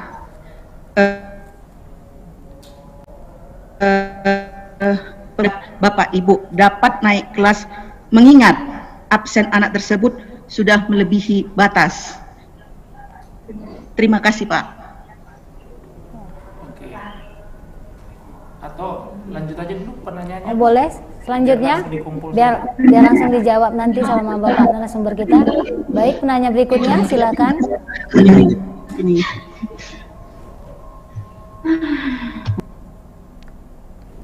Silakan Pak. Terima kasih Pak, Bu, dan terima kasih pada Bapak kami yang narasumber dari Dinas Pendidikan Provinsi yang sudah bersedia menjelaskan atau memaparkan materi tentang hukuman dan konsekuensi atau keyakinan begitu Pak. Yang ingin kami diskusikan Pak, ini ada kaitannya juga dengan perkembangan teknologi sekarang atau perkembangan zaman Pak, yaitu tentang e-sport. Nah, itu kan kalau di e-sport ini berkaitan dengan game lain nih Pak, game online terlebih. Nah, contoh game online yang digandrungi anak-anak adalah Mobile Legend ya Pak ya, Mobile Legend dan lain sebagainya. Yang ini ada event pertandingannya dan bergengsi Pak. Nah jadi tapi di satu sisi Pak, bahwa pengaruh atau dampak game ini pada anak-anak ini sangat besar begitu, bisa mengakibatkan mereka ketergantungan begitu Pak, karena kan daya tariknya sangat besar sehingga kecenderungannya itu bisa berdampak mereka lupa dengan tugas-tugas utama mereka Pak. Nah jadi kami ingin masukan atau pendapat bagaimana kita bersikap sebagai guru untuk memberikan arahan atau apakah boleh sama sekali kita larang mereka itu untuk bermain game tersebut. Itu yang kami ingin pencerahannya Pak. Terima kasih Bapak. Game online ya Pak ya? Iya. Baik, menarik sekali juga nih pertanyaannya. Ada lagi Bapak Ibu, biar sekaligus dijawab oleh Bapak narasumber kita. Kami persilakan 1 orang lagi ya Pak ya, sepertinya ya Pak. Ya, kita kan sampai jam 4 Pak. Ya, ya.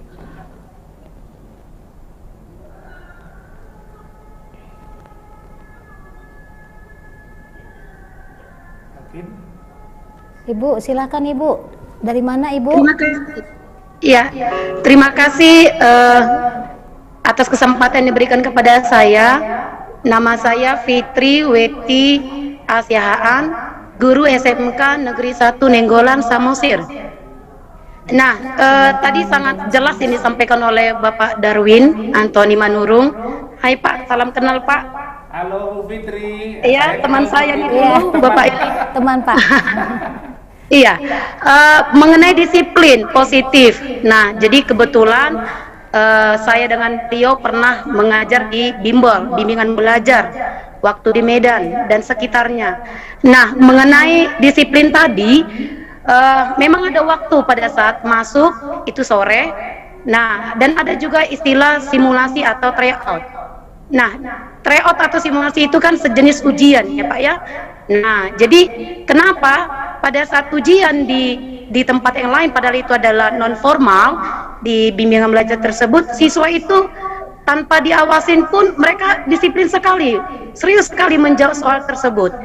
Nah, padahal di sekolah kita sampai 2 pun pengawasnya belum tentu disiplin dalam mengerjakan soal tersebut.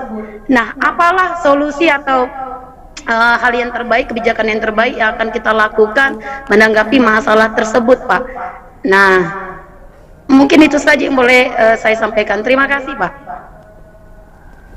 Baik Pak, silakan Pak. Iya, terima kasih Bu Mel buat kesempatan yang diberikan. Yang pertama saya menanggapi tadi dari Ibu Bestina. Iya, Ibu Bestina ya. Dia dari SMA Yang 1 guru Pohan. BB ya Bu ya. Iya. Oke, Bapak Ibu, tadi sudah disampaikan bahwa ada temuan ini absen anak ini sudah banyak sekali. Iya, benar. Begitu. Kenapa bisa sampai seperti ini? Tunggu banyak dulu, begitu, baru ditindak, gitu Bu Mel. Ya. Jadi kalau guru BP ya Bapak Ibu, itu jangan pada waktu ada masalah dulu baru bertindak. Ya. Jadi harus ada waktu-waktu tertentu guru BP itu tatap muka dengan murid gitu. Karena guru BP juga harus membuat RPL, kalau guru membuat RPP Bu. Rencana pelaksanaan pembelajaran. Kalau guru BP itu kan membuat rencana pelaksanaan layanan gitu. Jadi sebelum terjadi misalnya suatu masalah atau penyimpangan oleh anak didik kita, guru BP itu ya harus membuat RPL dan melaksanakannya tatap muka di kelas begitu. Supaya tidak terjadi penyimpangan-penyimpangan. Begitu.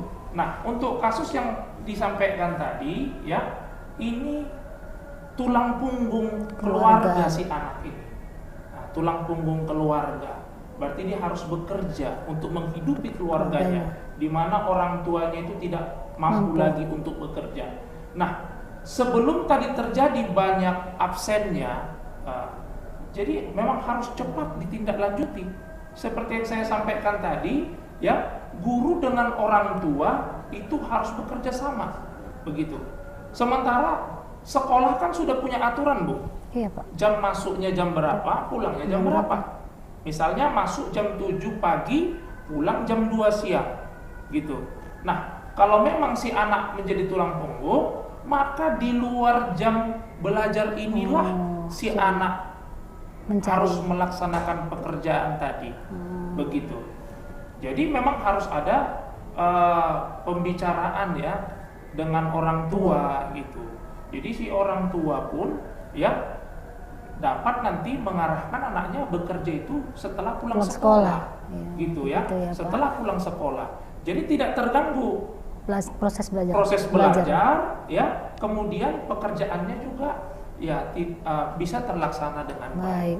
Nah, saya rasa begitu solusinya Bapak Ibu untuk kasus yang seperti tadi. Murid kita menjadi tulang punggung keluarga, dia itu melaksanakan pekerjaannya itu ya di luar jam belajar. Dan itu harus disepakati antara guru, orang tua dan si murid tersebut. Nah, kita kan harus menyampaikan di sekolah itu ada aturan yang harus dipatuhi. Peraturan-peraturan yang sudah disepakati bersama dan harus dilaksanakan. Begitu saya rasa Mel untuk penanya pertama tadi. Iya. Saya rasa betul juga itu Pak. Kemudian untuk penanya kedua tadi dari Bapak dari SMA Negeri 2 Balige. Iya. Tentang misalnya Mobile Legends ya. memang kita sudah sama-sama tahu ada kompetisinya. Jadi Bapak Ibu, bahwa game online, ya, katakanlah contohnya Mobile Legends, memang ada beberapa game ini yang memancing kreativitas si anak, gitu.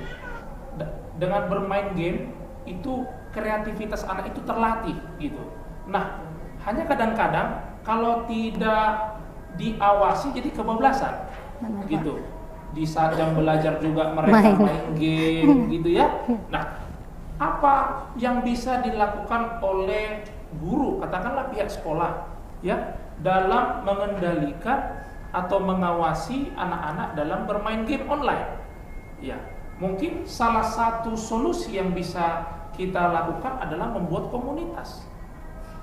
Jadi kalau misalnya kebanyakan anak-anak ini penyuka game online ini, dibuat saja sebuah komunitas, ya. Nah, di mana di dalam komunitas ini dibuat kesepakatan bersama.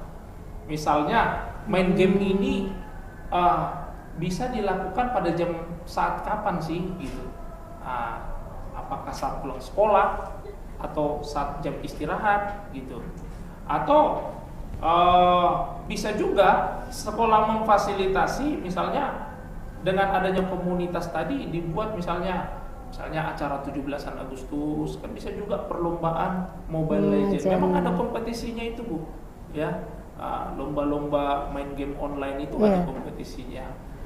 Nah, jadi memang game online ini, ya, kalau misalnya kita dapat kendalikan, gitu, ya, itu sebenarnya bagus untuk memancing kreativitas anak, gitu, dalam berpikir, begitu. Iya, Pak.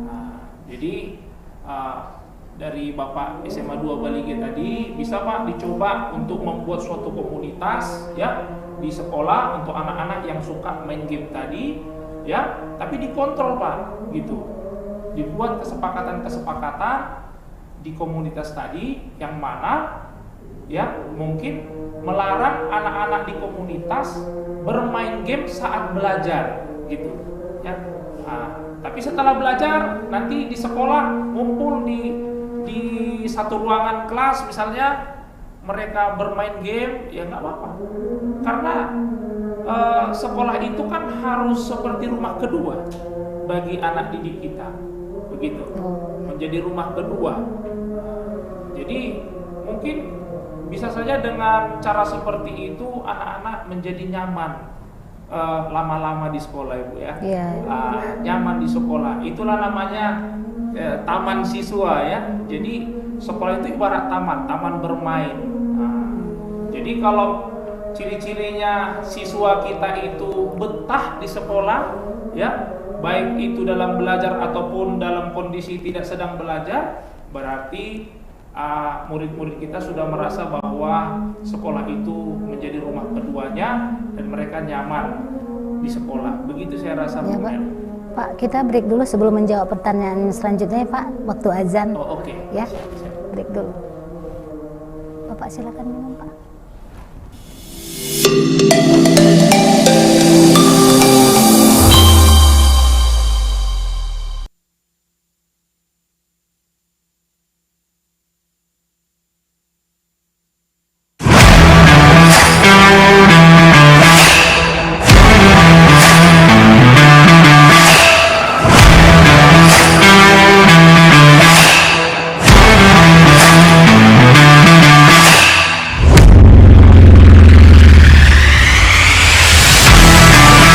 Mau sampaikan kepada dinas pendidikan, saya pikir kita harus satu bahasa ini. Kemarin secara tataran kebijakan saya lihat Pak Gubernur sudah komit. Nah, mungkin bagaimana kita membumikan bahwasannya ini bisa kita lakukan. Nah, sehingga nanti mungkin kurikulum itu jangan lagi dari dinas pendidikan, tapi dari industri, Bapak Ibu. Kemarin sama-sama kita ikuti dan kita dengarkan bersama arahan dari Bapak Gubernur bahwasanya perusahaan-perusahaan di bawah binaan game yang tidak mengadakan kolaborasi secara sinergitas, maka bisa juga perusahaan itu tidak diperpanjang izinnya.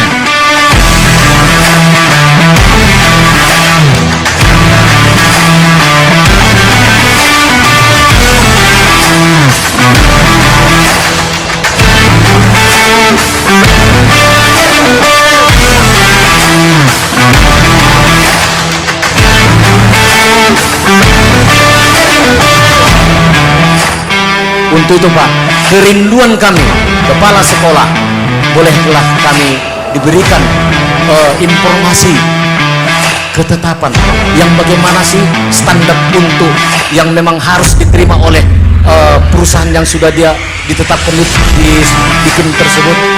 Kami akan siapkan Pak, jangan tidak perlu ragu Pak Manjunta, kami kepala SMK ini sudah siap semua, mempunyai pengalaman, berkompeten, dan memang harus itu kita munculkan.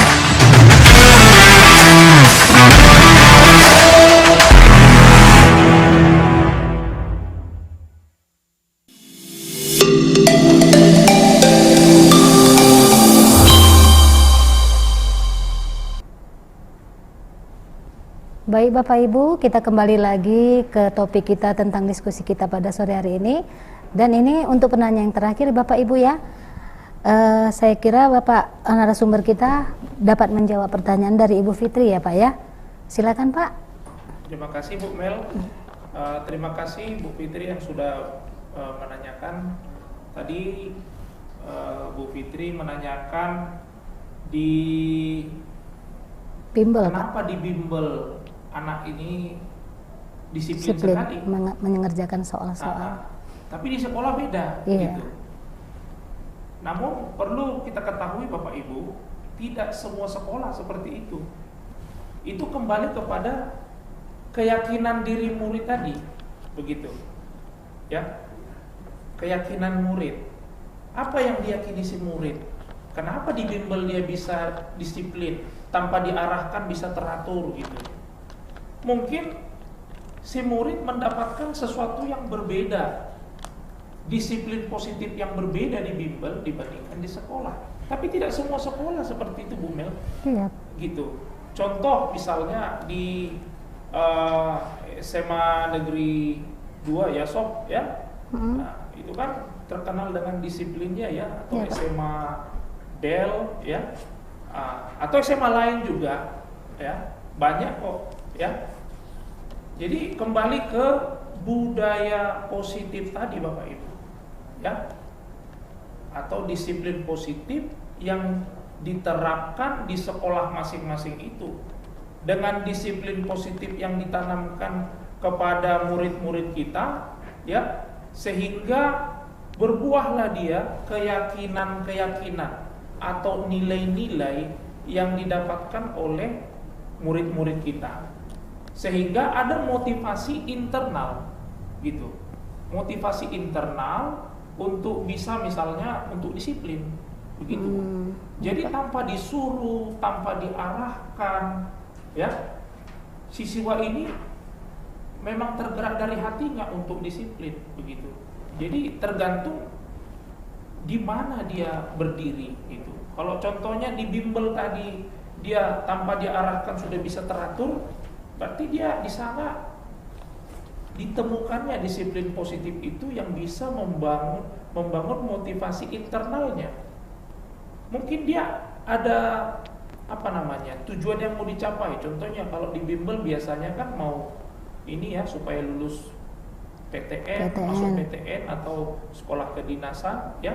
Mungkin dengan pelatihan-pelatihan atau pembelajaran yang diberikan oleh katakanlah bimbel X ya, itu memberikan dampak yang positif bagi si anak gitu, sehingga ada motivasi internal dari hatinya ya, tanpa disuruh, tanpa ditegur, dia sudah disiplin.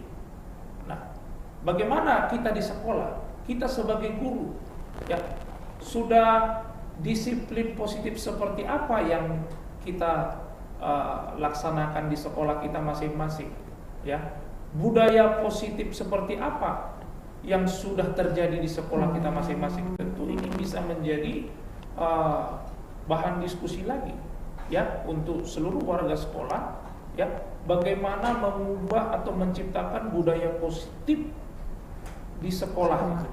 Apa sih yang perlu diubah gitu.